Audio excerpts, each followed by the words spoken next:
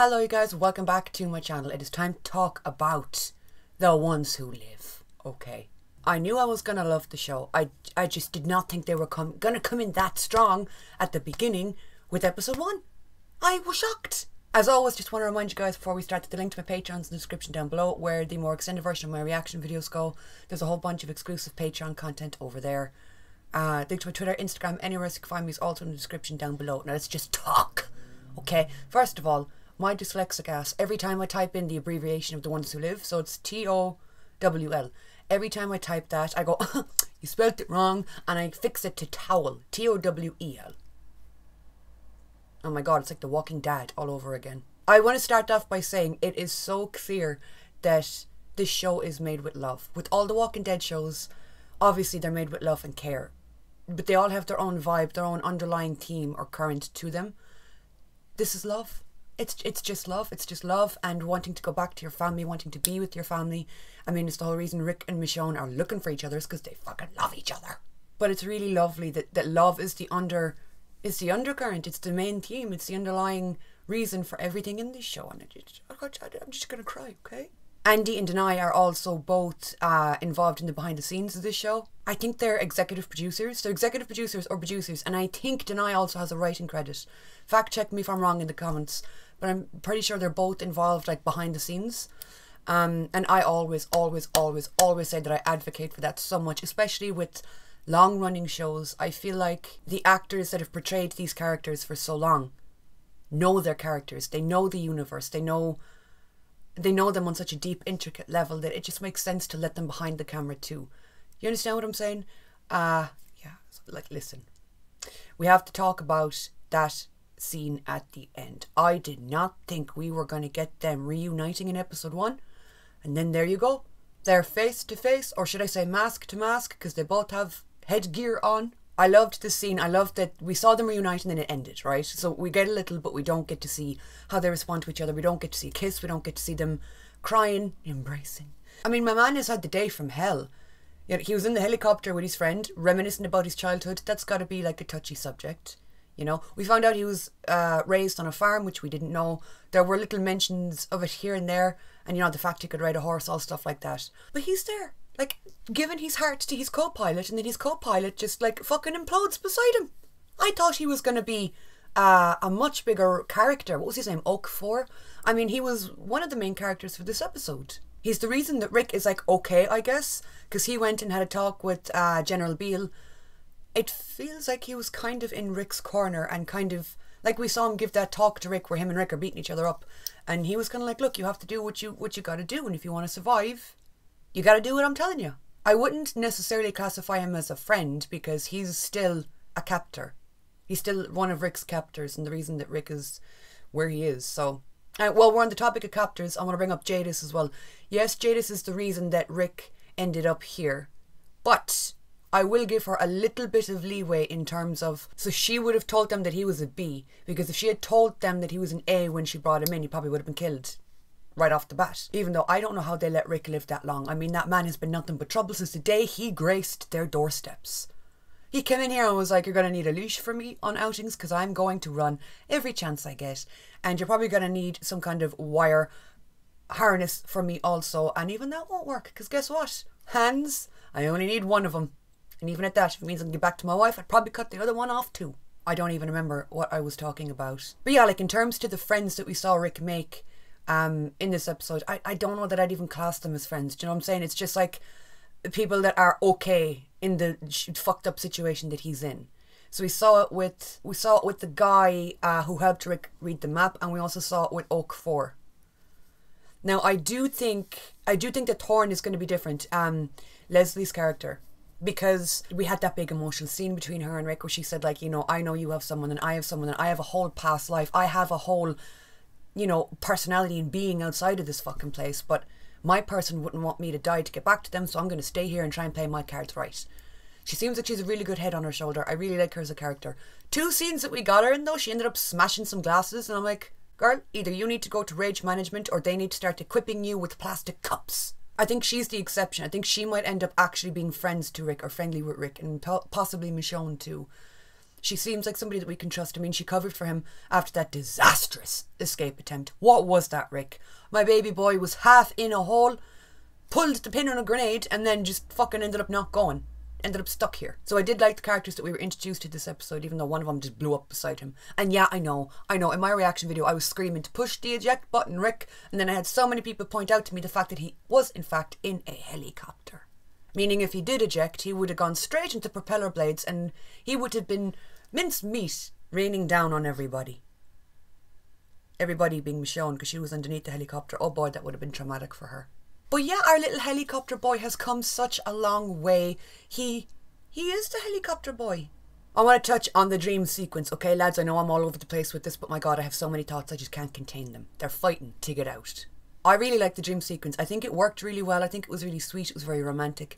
Even in his dreams, he's thinking of getting back to her. He's making up meet cues so he can flirt with his wife and give her pizza. If my wife looked like this, I too would probably bite my fucking hands off to get home to her. I understand you, Rick. I get it. She looked so stunning in that purple. I think we're getting a little bit of a flavour for what they meant by Bridgerton. So Denai was saying that her and Andy watched Bridgerton season 2 together. Was it season 2 or was it season 1? I think it was season 2. My favourite season of Bridgerton is season 2, okay? Nothing can hold a candle to the steaminess of that season. Season 1 was like alright, but you can really tell, you can feel like the anticipation between the two of them, you can feel it, you can sense it. All they're doing is sitting on a bench together talking and it's like steamy. So I really did love that. I love that he was writing letters to her throughout, he was talking to her throughout, and you get to see kind of the deterioration of Rick's mental state throughout the episode. I mean, you know, it started and he was like full of this fire. He was like, yeah, I'm going to get out of here. I'm going to get home. Nothing's going to keep me from you. And then we watched that deteriorate. I mean, you see all the different iPhones with the carvings of her. You see the letters that he's making to her. You get that really disturbing scene of him with the shard of glass. And then the really disturbing scene between him and Oak 4, where he grabs the you-know-what and puts it against his forehead. I was like, oh, Rick.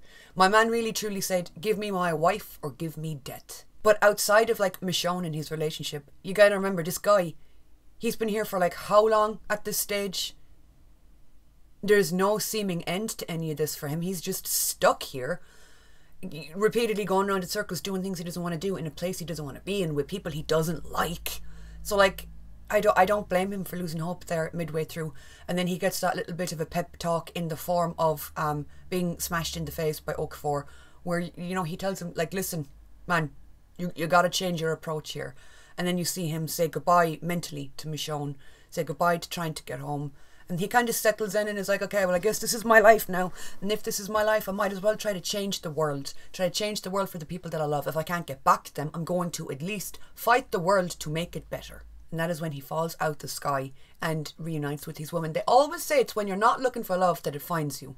And this is just a prime example. He wasn't looking for her in that moment. I mean, she's done nothing but look for him. So I can't wait to see her story and how she got to where she is. But he was just like, okay, I guess I'm stuck here, fine. And then suddenly, boom, Michonne is in your face. I bet you there's a part of him that thinks that it's still a fucking dream. Or like, you know, AU sequence. He's probably looking up at her like, oh, I thought we were meeting at the park bench today. I was going to bring pizza. Okay.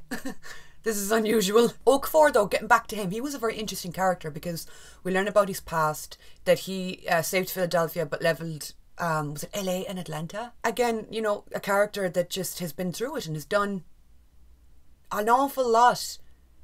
But we didn't really get to see it. We didn't get to see him. We got to see the aftermath of everything that he had a part in playing previously in Walking Dead shows, like in the past. But I'm glad that they did put little touches like that in to explain stuff. And sometimes I do prefer a little bit of tell, don't show. Yeah, we gotta talk about the hand also. Listen, it was dark. It was a dark scene, right? I was worried for my man. My answer was just cut the fucking cord that's holding you. And again, there was people in the comments, that's metal. That's like steel, you can't cut that. Even if it was metal or steel, I have to say, I really think my first idea would be, I'm gonna try and cut the long stringy thing instead of cutting through my bits. It's interesting the amount of Walking Dead universe characters that have lost hands. Only one lost a leg, right, Herschel? Everyone else was hands. Merle, Aaron, Alicia from Fear the Walking Dead.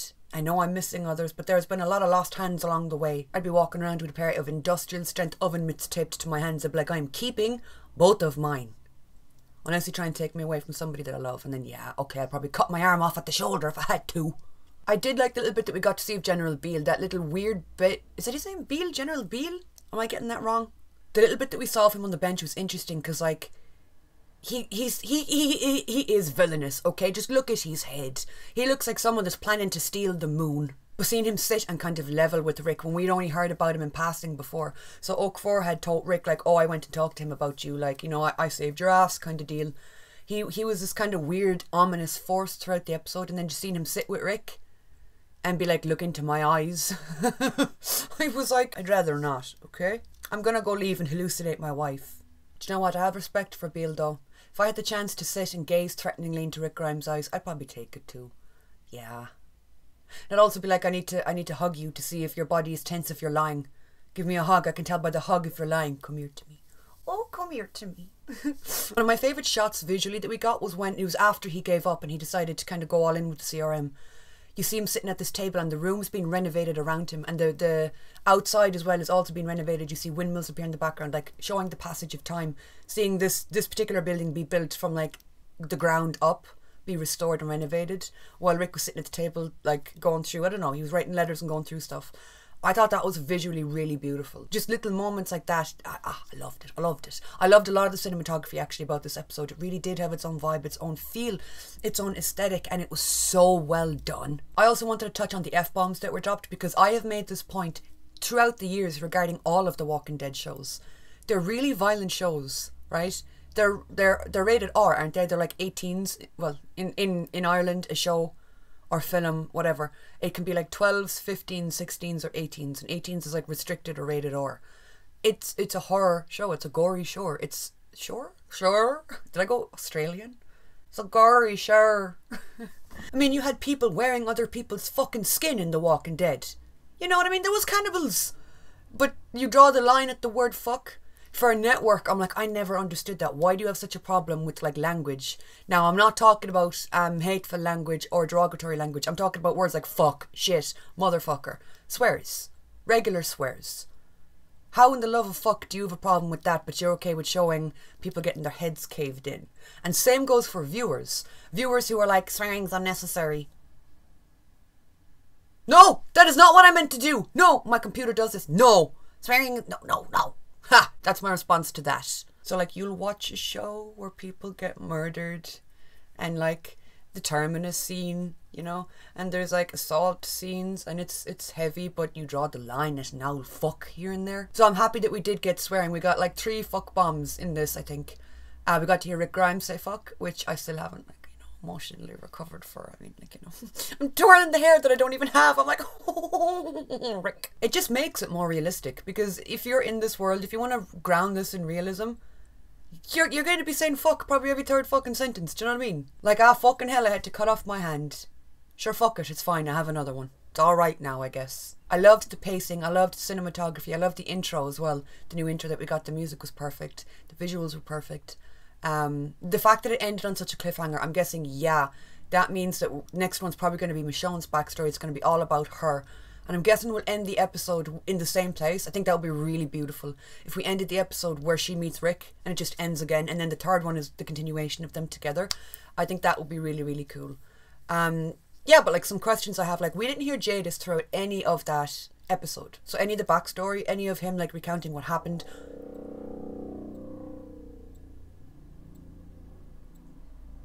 What was that? Lads, I thought someone was drilling into my wall. I think it was a plane or something. That was very close for comfort. But we didn't see Jadis or hear anything about her, so I wonder where she's well, she disappeared off to World Beyond, didn't she? Yeah, but like Rick still didn't mention her, so like, where the fuck is she? And she did save him, like she did. This is a disaster. Oh my god, today is just not off too good. Well, start. Fucking airplanes trying to come into my window. We got the goddamn lights turning themselves off. I like to think it's my chaotic energy for the day. It's attracting all the fuckery. Maybe it's just the universe not wanting me to talk about Jadis. Anytime I try and talk about her, shit goes wrong. But yeah, like she went missing. We haven't seen or heard from her in this episode. Obviously, she's gonna have to come back into it because she's a big part of the CRM. I think we're probably gonna get cameos from someone from World Beyond as well. I've talked about this multiple times. I could see it being Silas. Someone tagged me in, you know, the scene where Rick is killing walkers at like the wall or at the little window on the wall. Someone tagged me in a photo where they circle someone and they were like, this kind of looks like Silas, and it's like, I could see that, but at the same time, I don't think it would be an Easter egg that small. Do you know what I mean? I reckon like we'd see him walking out in the background, or he'd say something or something and then he'd die. But like World Beyond was so heavily about the CRM that it's like, are we really not going to bring any of the characters over? I don't know, it seems a bit weird if we don't. But yeah, they have so much catching up to do, Rick and Michonne. I mean, Rick missed a lot that Michonne can fill him in on, but at the same time, Michonne missed out on a lot too. And she doesn't even know what she's missed out on. So she can fill him in to the best of her ability on important matters like, I don't know, his son. He doesn't even know he has a son yet. Oh, that's going to be so emotional when she tells him. I think I fucked up my makeup today. I was going to go for a dramatic look and then I thought like I had red lipstick on. And then I tried to take it off and put pink over it. Forgetting that matte lipstick sticks to your fucking lips like sticky shit. And I couldn't get it off and you could still see the lip liner of the red. It's a bit of a disastrous day. One thing that I've loved seeing though is I've loved seeing the reviews. Everybody loved the episode. Everyone that's talking about it seems to be really positive. Everyone's super excited. I mean, everyone was excited for this show anyway. But after a premiere like that, are you fucking kidding me? Seeing everyone be so excited about the Walking Dead universe. And we saw this with Dead City and Daryl Dixon to an extent. People getting hyped to see our favourite characters back on screen. But there is just something about these two, about Rick and Michonne. There's something about them. It just is the Walking Dead. You know what I'm saying? And we've missed Rick for so long. We've missed Michonne for so long. Like with Maggie, Daryl and Negan, we had them up to the very end of the Walking Dead. So we haven't been missing them as long as we've been missing Rick and Michonne. So it just feels... It feels like we're returning home in a way. But yeah, it's been lovely seeing all the positive reviews with the exception of the usual suspects. And I will say this till the day I die.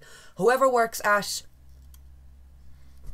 Borbs we will call it, yeah, rhymes with Borbs. They have the most insufferable hard-on for hating The Walking Dead that I think I've ever seen, to the level that it is unprofessional. It's not like they're hopping here on a YouTube channel ranting about how much they fucking hate the show. That's one thing. You are writing for a publication and throughout the years have done nothing but hate on The Walking Dead universe. Hey buddy, maybe like write about something else, ask to be transferred to a different part of Borbs where you can write about something else. And I quote, they called the premiere a lackluster series premiere.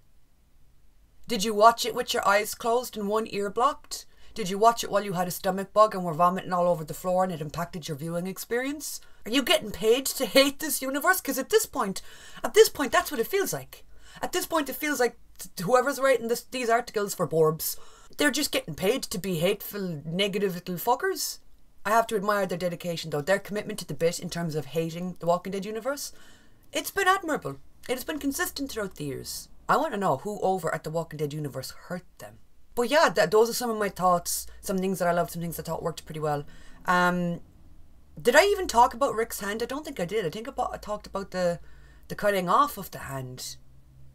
What else is there to say, really? It's gone. Now he has a sick-looking glove. He's a sick-looking glove and he's got a little fucking, it's like a Spider-Man thing. You know when Spider-Man goes like, he can do that, but a knife pops out and that is just sickening.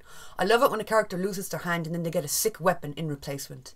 That is such a disturbing sentence to say, but in context of The Walking Dead makes perfect sense. But yeah, you guys, what did you think? Did you enjoy? Obviously you enjoyed it, my god. I've been reading your comments on my Walking Dead reaction video, or Ones Who Live reaction video, sorry. And it's just so good seeing everyone together and excited again. Like people leaving comments that are like, oh, I haven't watched The Walking Dead universe in years, I haven't tuned into any of the shows, but I'm watching this. You know, it's really lovely and the love around it is just astounding. But yeah, let me know your thoughts. What were some of your favourite standout moments? What have you been enjoying so far about the one episode that we've been given? It was a very good, well-paced, sweet episode, but I don't think I was even aware as I was watching it of how dark it was, you know what I'm saying?